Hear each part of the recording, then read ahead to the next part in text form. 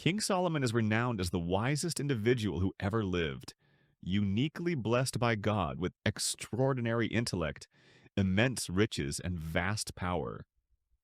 But what truly became of this remarkable king? How did someone so favored by God conclude his life seemingly filled with despair, regret, and spiritual decline?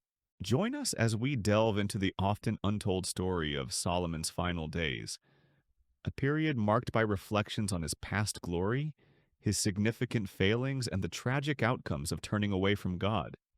Discover how a monarch who possessed everything ultimately declared, "Everything is meaningless," and what lessons his life holds for us.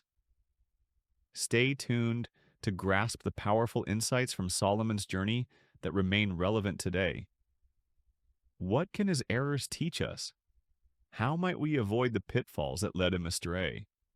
This narrative isn't just about royalty, it speaks to anyone who has grappled with pride, temptation, and the allure of worldly pursuits. If you find this account insightful and thought-provoking, please like this video, subscribe, and enable notifications for more compelling biblical stories and life lessons. Your support enables us to share these powerful narratives. We also invite your reflections. What aspect of Solomon's story impacts you most? Please comment below. We value engagement with our community. Share this video too. These timeless lessons deserve wide reach. Let's explore the concluding chapter of King Solomon's life, uncovering the truths behind his ascent, his fall, and the poignant end of Israel's wisest king. Don't miss this potent story that could influence how you view your own life. King Solomon's reign began with extraordinary potential. As the son of David and Bathsheba, he was God's chosen successor to Israel's throne. Divine favor marked his journey from the start. 1 Kings 3:5 recounts God appearing to Solomon in a dream, offering him anything he desired. Solomon's response shaped his legacy. Instead of asking for riches or long life, he humbly requested, 1 Kings 3:9, "Give your servant a discerning heart to govern your people and to distinguish between right and wrong." God was profoundly pleased by this selfless request. As detailed in 1 Kings 3:10 through 14, God not only granted unparalleled wisdom, but also promised wealth, honor, and longevity, conditional on Solomon's continued faithfulness. His wisdom was soon tested in the famous case of two women claiming the same baby. 1 Kings 3:16-28. Solomon's clever proposal to divide the child revealed the true mother, astonishing the Israelites and confirming God's wisdom was indeed with their king. Solomon's fame consequently spread globally. 1 Kings 4:29-30 notes, God gave Solomon wisdom and very great insight, as measureless as the sand on the seashore, greater than all the wisdom of Egypt.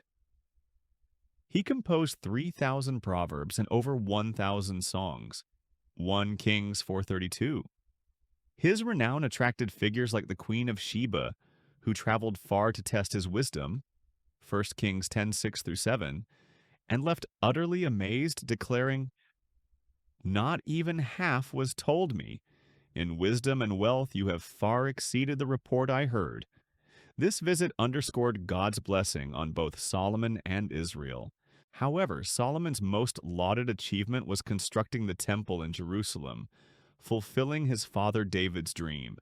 Described in 1 Kings 6, the temple was an architectural masterpiece, built over 7 years with the finest materials, cedar, gold, silver, bronze, becoming the spiritual heart of Israel where God's presence resided. 1 Kings 8:10-11. Upon its completion, Solomon led a powerful dedication prayer, 1 Kings 8:22-53, acknowledging God's greatness and covenant faithfulness. Verse. Under Solomon, Israel experienced unprecedented prosperity and influence. His kingdom became a hub of wealth and knowledge, drawing global attention, 1 Kings 10:23-24.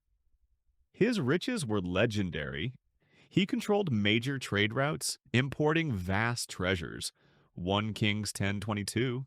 His annual gold income alone was immense, 666 talents over 25 tons. 1 Kings 10:14.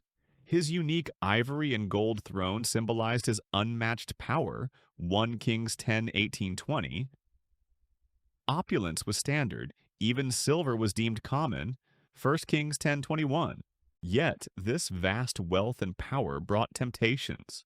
Solomon formed political alliances through numerous marriages to foreign women: Moabites, Ammonites, Sidonians, Hittites. 1 Kings 11:1-2. From nations God had explicitly warned Israel against intermarrying with, fearing they would lead hearts astray. Solomon disregarded these warnings, amassing 700 wives and 300 concubines. 1 Kings 11:3. Directly violating God's command for kings. Deuteronomy 17:17. As Solomon aged, the influence of these foreign wives eroded his spiritual devotion. 1 Kings 11:4 states, "As Solomon grew old, his wives turned his heart after other gods, and his heart was not fully devoted to the Lord his God, as the heart of David his father had been." Despite his God-given wisdom, Solomon allowed these relationships to compromise his loyalty. His disobedience became overt as he built high places for idolatrous worship.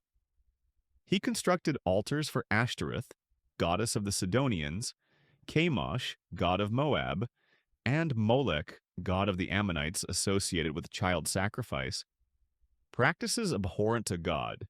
1 Kings 11:5-7-8. These actions directly defied God's explicit instructions to destroy such places.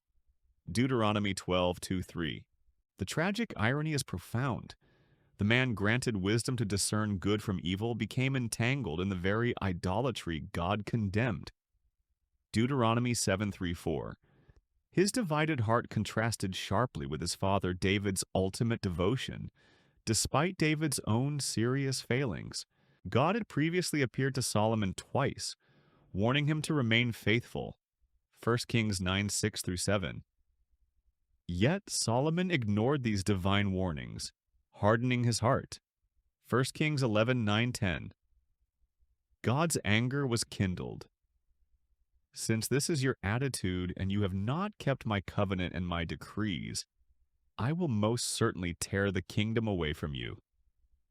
1 Kings 11:11. This judgment marked the beginning of the end for Israel's united kingdom. God's sentence was severe but tempered by mercy. For David's sake, the division wouldn't happen in Solomon's lifetime, but under his son, Rehoboam. 1 Kings 11:12-13.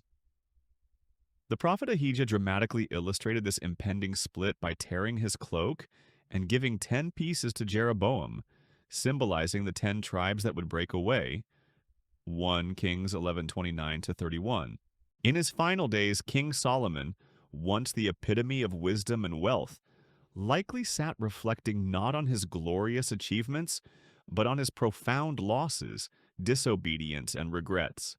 The book of Ecclesiastes, often attributed to his later years, captures this sentiment.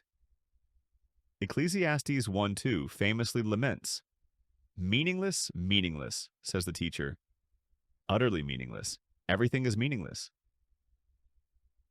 These words convey the deep emptiness Solomon felt looking back on a life diverted from its divine purpose. His mind likely revisited the temple dedication, 1 Kings 8, a time of earnest prayer and God's manifest glory, contrasting sharply with his later spiritual state. He reflected on the vanity of his worldly pursuits, Ecclesiastes 2:10-11. "I denied myself nothing.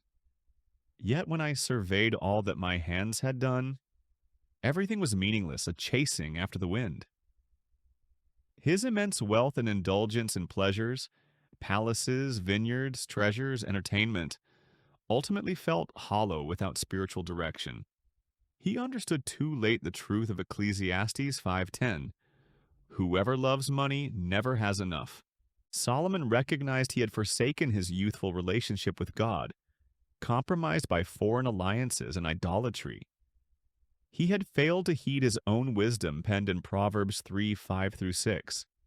Trust in the Lord with all your heart and lean not on your own understanding. His final conclusion, summarizing his life's hard-learned lesson, appears in Ecclesiastes 12:13. Now all has been heard. Here is the conclusion of the matter. Fear God and keep his commandments, for this is the duty of all mankind.